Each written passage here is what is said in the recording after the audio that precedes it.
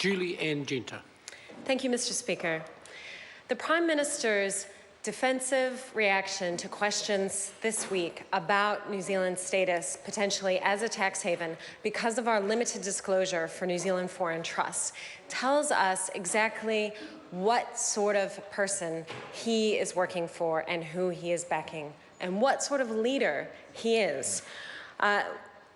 We heard this week from the Prime Minister that we have full disclosure on New Zealand foreign trusts.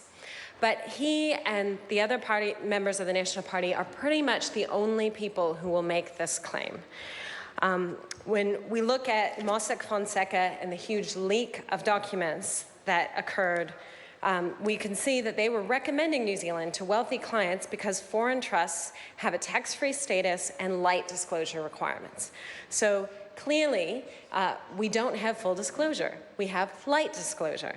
And of course, there's a number of tax experts who have said this for many years and asked the government, in some cases, to resolve this problem. So we have, of course, Michael Littlewood, professor at Auckland University and tax specialist, who told the NBR that the government has denied New Zealand as a tax haven, which for anybody who knows how this works is not a plausible denial. His Auckland University colleague, well-known tax expert Professor Craig Eliff, who told News Talk ZB that New Zealand is, in effect, a tax haven in this area of foreign trusts.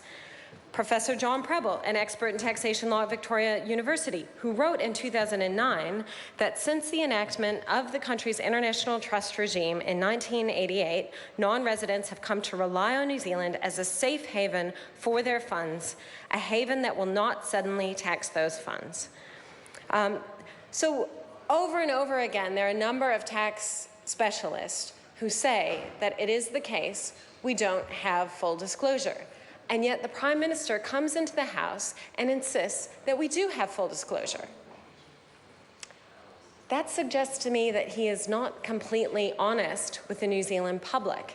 And he thinks that by insisting that black is white over and over again, he can hide the problem and his failure to deal with it from the New Zealand public and voters. And this is not the actions of a real leader. Of course, he did admit in the House, after saying that we do have full disclosure, nothing to see here, no problem. He did note that IRD haven't been working on the problem because it's not a priority. So which is it? Do we have full disclosure already? Or is it not a priority because the government's priorities are to focus on tax evasion in New Zealand by New Zealanders, probably those who aren't on incredibly high incomes, rather than stop New Zealand being used as a tax haven by the rich and powerful? And finally, the Prime Minister said, we already have full disclosure. IRD haven't been working on the problem that doesn't exist because it's not a priority. And then he said full disclosure would be, quote unquote, barking mad. A proposal that would enable other jurisdictions, our tax partners, to find out which people are using New Zealand foreign trusts to evade tax overseas would be barking mad. Of course, he did that by mischaracterizing the Greens bill and falsely claiming that it would require the publication of IRD numbers, which is not the case. Not the case. Now, who is John Key really representing? Who is he working for? Obviously, he has had tax cuts. In the first place, when he came to power, we had tax cuts for the wealthy, primarily. Since he's been in power, we've had protection for property speculation because they've failed to implement a capital gains tax despite the Treasury saying it was desperately needed in 2010.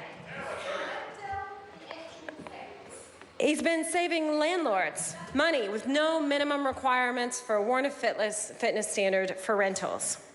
He's been weakening the protection of workers for Hollywood.